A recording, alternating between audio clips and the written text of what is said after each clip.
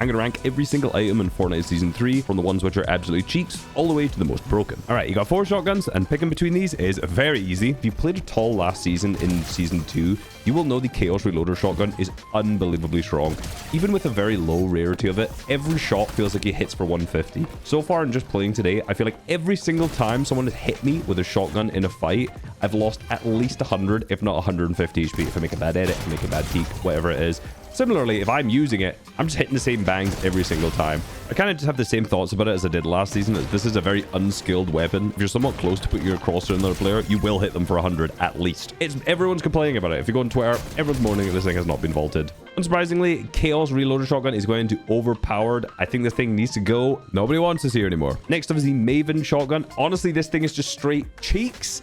Especially in a meta with the Chaos Reloader Shotgun, having a gun that can hit you for so much damage, and then you have a Maven which you're going to hit like 50 to 100 every shot and like front run and box. There's just literally no point in having this. It's going into the early game tier, unsurprisingly. The Striker Pump actually does feel good. The gold can also 200. I've already hit a 200, which felt pretty awesome. I think this gun generally actually feels pretty good. I mean, it's just a general pump shotgun. However, the pullout time is much slower than the Iron Pump, so I'm very annoyed. It feels pretty clunky if you kind of open up an edit. It takes a while before it actually pulls out. The Iron Pump had a 333 millisecond pullout time, whereas this is 467, I think.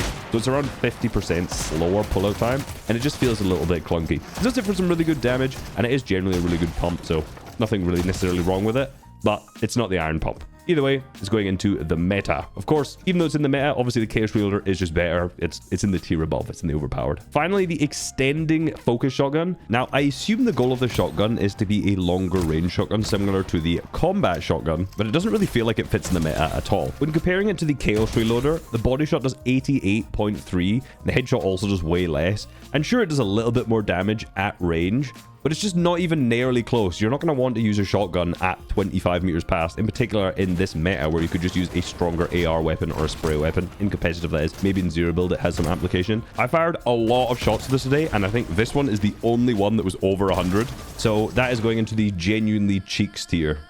Now onto the rifles that we have. 2. The Chaos Exploder Rifle. It seems like things which are chaos in the name are usually going to be pretty broken and pretty strong. Now, this gun is insanely annoying to fight against, I'll be honest. And it also feels very broken to use too. Look at this clip.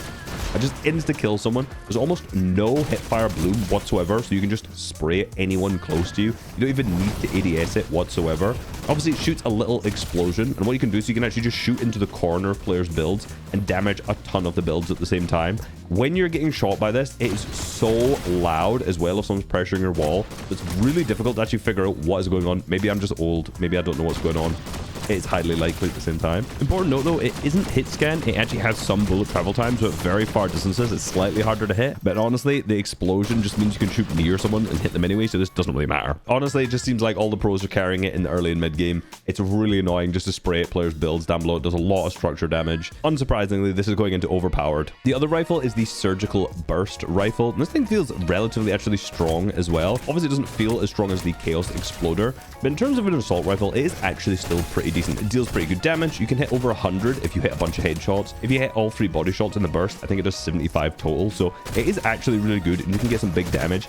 The problem with this is honestly the fact that it's just kind of pants for box fighting. Bursts are really hard to wall replace with. It's kind of difficult to pressure with as well. And I don't really see any reason why I would carry this over something like the Chaos Exploder or one of the weapons that uses mini ammo, which we'll talk about later either. So I'm just going to put this into the balanced tier. All right, moving on to the SMGs. This year we've had a very SMG heavy meta. The burst SMG was really strong. A lot of the pistols, even though it's not an SMG, was also very strong in the previous season too. And this season is no exception. We have 2. The first is the Flex SMG, which is returning. Now, this thing is very strong, in particular when using it from hipfire, but it's not all that accurate. Of course, the gimmick of this gun is when you aim down sights, it shoots a little bit slower and more accurately, and each shot has higher damage, and roughly the damage per second is the same, but it doesn't really feel like it's that strong at range, and it doesn't really feel like it's that strong in close range either because the bloom is relatively large. The bloom's damage per second is still 200, which is really high, but at the same time, it's quite inaccurate, so I'm just going to put this into the balanced tier. I don't think it's even really in the strong. The other SMG, however, is the Stinger, which is making its return. I would just like to show you this death that I had earlier today.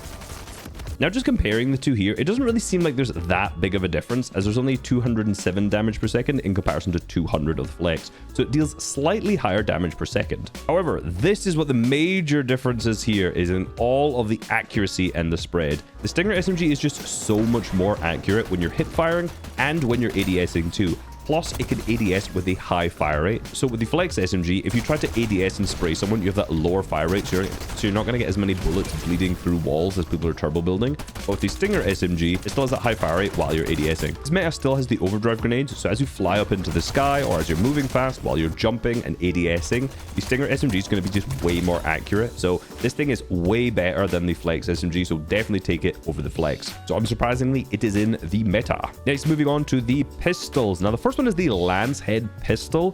For some reason, this gun is not automatic. You can see in this clip, I actually thought it was automatic, and I just found box fighting with it extremely awkward because you had to continually spam the fire button rather than just holding it down and trying to time a wobber place that way.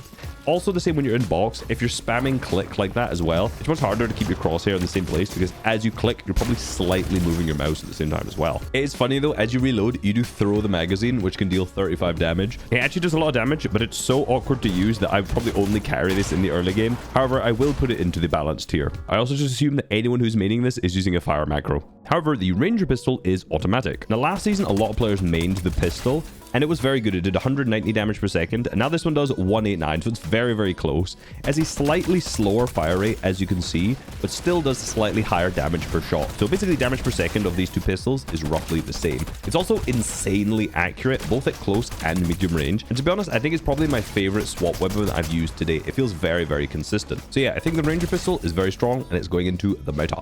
Next up is the hunting rifle, which is actually in competitive. Now, this only does between 86 to 100 body shot damage, but it will always one shot if you headshot someone, no matter the rarity. For the vast majority of people, taking a hunting rifle is a complete waste of time. If you're really good with it, then of course it becomes extremely strong. It's a skillful weapon. I do believe they should be in comp, despite the fact a lot of people would disagree with that. That being said, I don't think it's the meta, so it's just going into strong. All right, let's move on to the utility items. This is where things get fun. There's the new 7 sliders, which I think may be one of the most fun items to use. I've had a blast with this today, I will say. Until I came across someone who was actually decent and also using them, then I did not have so much fun. So when you crouch with these, you will slide and you will increase your movement speed, so you can just rotate around the map very quickly. You can also just change angles really easily. So there's a lot of tech that high-level fighters will have with this. I'm really interested to see what like really fast mechanical players like Peterbot Shark and all that do in W key matches using these. Some of the tech that I found out so far is if you want to disengage from someone, you can look backwards and just build as you slide backwards really quickly, so you can keep yourself protected. You can tarp sideways in the same way. We just build a wall and slide. You can just build up ramps, so you can just rotate onto height really quickly without having to do 90s or anything. And of course, you could tarp at endgame in the same way doing this as well. You can use it to distance yourself from someone to give you some time to heal. You can also use it to cancel fall damage, which is really cool. So you can just use it to jump off a ramp or an edge if you're up high, and it won't give you fall damage at all. There's a ton of utilities for this. I think this is probably going to be much better when it comes to W key matches rather than high level like FNCS Grand Finals, for example. I think in FNCS Grand Finals, most players will still take the overdrive grenades. So I'm going to put both of these into the meta. The business turret. Now, this is the turret you can throw down. Now, this is actually not in competitive. This is just going to go into the early game tier because it's just not really that strong. You can chuck it down in your drop spot and scans for anyone around you. It's not that great, I'll be honest. The pulse scanner also is not in competitive. This just highlights any enemies nearby you. It's very powerful, but again, if you're just playing pubs, like, do you really need an item that just gives you wall hacks in one small area? You can kind of just run away from it. This would be much stronger in competitive, but because it's not in competitive right now, it's just going to go into strong. Next up is the Riftigo. This is also not in competitive. If it was, it would probably be the meta because you can kind of just like skip a moving zone with it. And particularly true now that you also have the ability to cut your glider as you're falling. It's not so easy if you get beamed out the sky, so these have actually been buffed a little bit. If it was in comp, it would be the meta, but it's not, so it's just going to go into the balanced tier. Next up is the Shield Breaker EMPs. Now, you're not going to carry these to fight, but the main benefit of these, of course, is to throw at fishing spots to fish quickly. Honestly, we're not going to carry them for the rest of the game, so these are just going into early game tier. Next up, we have the Harpoon. Now, if you watch the summit that was just on, there was actually a couple games where Vico was carrying this in his inventory. His drop spot didn't really have that many chests, so the thing they chose to carry was the Harpoon, and it actually came in pretty handy later on into the match, where they were trying to like get a refresh somewhere, and they could just grab a bunch of the extra loot. I don't think it's anything crazy, so I'm just going to put it into the balanced tier, but I do think this item is a little bit underrated. Now, surprisingly, I'm actually going to put the fishing rod and the pro fishing rod into strong.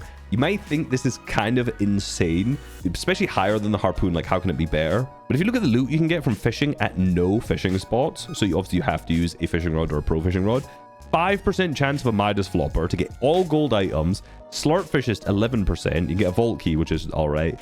Jellyfish is 10%. Shieldfish is 10. 5% on the spicy fish. 20% in floppers. So you have a really high percent chance of getting a Midas flopper, which makes everything gold, or a 30% or 33-ish% chance of getting some shield that you can carry. So if you're someone that doesn't necessarily have a lot of chests or a mending machine to buy a lot of like big pots and stuff for, you can just box up and then fish a bunch and get tons of extra heals and the potential of getting a Midas flopper, which will of course turn all your stuff to gold. That's why both of these are going to the strong tier, because I think this is actually a really good strat. So moving on to heals, I'm just going to put them all in. The only ones that really actually matter here, of course, are the Midas flopper, which is, of course, in the meta, as we already kind of discussed. Then also the Chug Jug. You can also get these relatively cheap. I think it's 750 gold. And every mending machine has all of the types of heals now. So you can basically guaranteed buy ones from there. So basically all the pros are just carrying tons of Chug Jugs at the minute. There's also a bunch of sprites. I'm not going to go through them in this video because they're not in comp and there is like 12 of them. So it will take some time. Like the video because I'm ill and my throat hurts. Subscribe so I can get to 1 million. We're almost there. 50k to go. Have a good day. Peace.